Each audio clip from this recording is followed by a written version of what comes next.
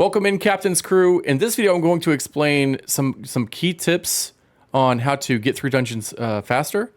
And also, we're going to review some data that Rax has compiled in Excel. So let's get to it. So I had a fellow crew member ask me what are just a couple of things that can help him, you know, get past that last little hump or whatever. Specifically, you know, he needs to get to level 70 or to the 70 dungeon, or if he's doing, you know, 30s or 31 nightmare sigil dungeons, and just a couple of things that like you may have forgotten about or can push you over that edge to get that last little bit. So one I would say is keeping up with your health potions, making sure. I think I did a dungeon last night during the live stream without my level 70, and then went back and was like, holy fuck, that helps so much. Like these, honestly, like the last two levels, 68 and 69, it was like I could tell that I was ready for a potion upgrade. So 70 was definitely a big deal. The second one is elixirs. Like some of these elixirs are not going to do you any good. I'm telling you right now, they're not going to do you any good. But there are some, like the one specifically that I use, is a huge, massive buff. It's like almost a whole other piece of gear. Critical strike chance by 3% and critical strike damage by 20% is nuts. That is literally a piece of gear.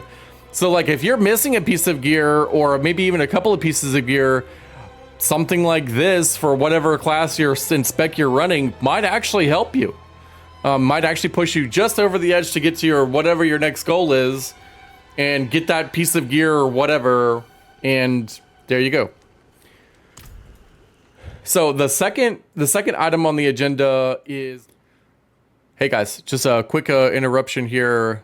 Make sure you guys are liking and subscribing. Here we go. So this guy, Rax Anthrax, went in, he did all the dungeons, not on one tune, but two tunes. He did it on a druid, and then also did it on a necro. And the necro was his slow. So he's got like a math degree or something like that. So druid being the fastest moving and casting class in the game, and the necro being the slowest. Necro doesn't even have like a movement at all, other than just the base, you know, dodge or whatever, evade or whatever it is. So he took the fastest and the slowest, and then he's averaged them together, and he's put everything in an Excel sheet. And he's even given us like the XP, and then the glyph leveling, and then the combined tier list all in this one thing. And I'll put all this stuff in the link below, and I'll tag his YouTube in it. So we're gonna react to the things that he's telling us, and like this is really good stuff right here. So then what I did here is I averaged their XP per hour. Same players, different characters, it's all the same stipulations. And then I gave them a rank. And you'll notice that it's okay. Let's talk about. So I already told you he did the fastest and the slowest. Okay. So I think that there's going to be some dungeons that you're depending on what class. We're gonna dive a little bit. We're gonna do a little bit more theory crafting and thought process into this, but so it's going to be dependent on your gear and your class on which dungeons are going to be great. So out of these 30 that you can actually get nightmare sigils for, if you don't like running one of these, or let's say you don't have any poison resistance, you're not going to want to run anything with spiders, because they're just going to fuck you up. Like, they're going to delete you really fast. Okay.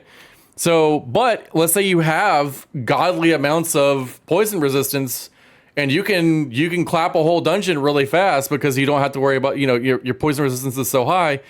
You might enjoy that. You know, there's going to be a lot of like little tiny things that may impact you on some of these dungeons that may or may not be good for you. I think what he's got here is probably the best set. You know, taking the fastest and the slowest class, I think that's probably going to be the biggest variable. between how fast and how slow the XP is going to be between the two. You know, Sork probably is going to be somewhere in the middle. So I would say his combined tier list is probably going to be pretty close to dead on to what I'm going to get. Should I decide to do my own set of information just like this? But we're gonna continue. Similar to what I showed yesterday for just the Druid, but this is averaging two characters that play completely differently. Fast, doesn't care about CC. Melee, slow, gets CC'd by everything, ranged. And I feel like these two contrasts combined is actually going to give you a tier list that's much more applicable to any class, right? So we don't have to talk about all this again, but here it is for XP, which, by the way, I think is by far the most important thing.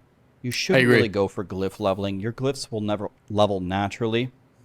But if glyph leveling is important to you, I made this tier list for you. So I will say the only reason why you would want to do glyph, like specific glyph, is if you didn't have a glyph or you changed a glyph or something like that and you needed to get it to 15. But honestly, you're already level 100 and you changed a glyph and you wanted to get it to 15 or 30 or whatever it is, the next cap. So, or you're a weirdo and you hit 100 and you want to get all your glyphs to 15 or 30 or some shit like that. Anyway. For you, I really think you should just go for the solo XP tier list. And then I did something just kind of for fun. I took the ranks of them and then I averaged the ranks and then ranked the average of their ranks to give them a combined score. If you equally weight their ranking on the XP tier list and their ranking on the glyph leveling tier list, combine it, and then rank them, then you'll see that I think the best. So also note that it's pretty much the same set in a different order.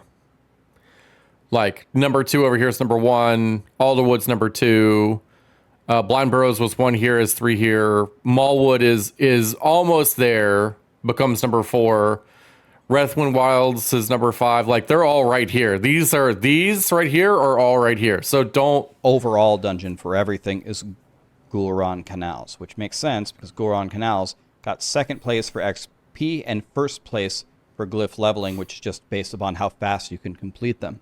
Another comment to make here is glyph leveling was just based on time to complete the dungeon.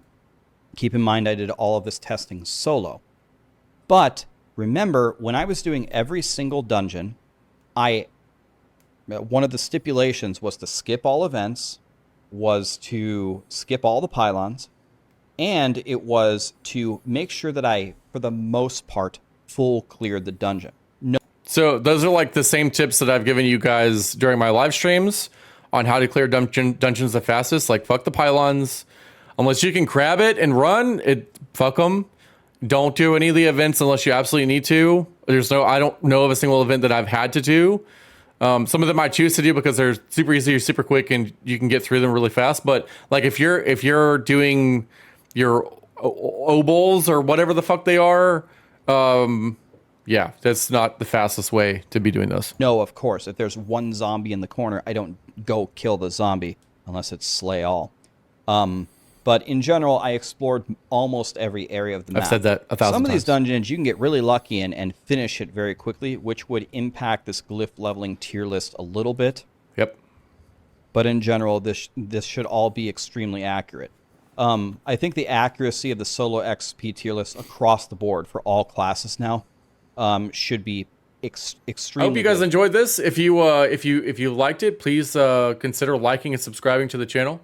And leave me any comments, any remarks that you think, anything you would like me to do a video on. I would love to see that in the comments. And as always, Captain's out.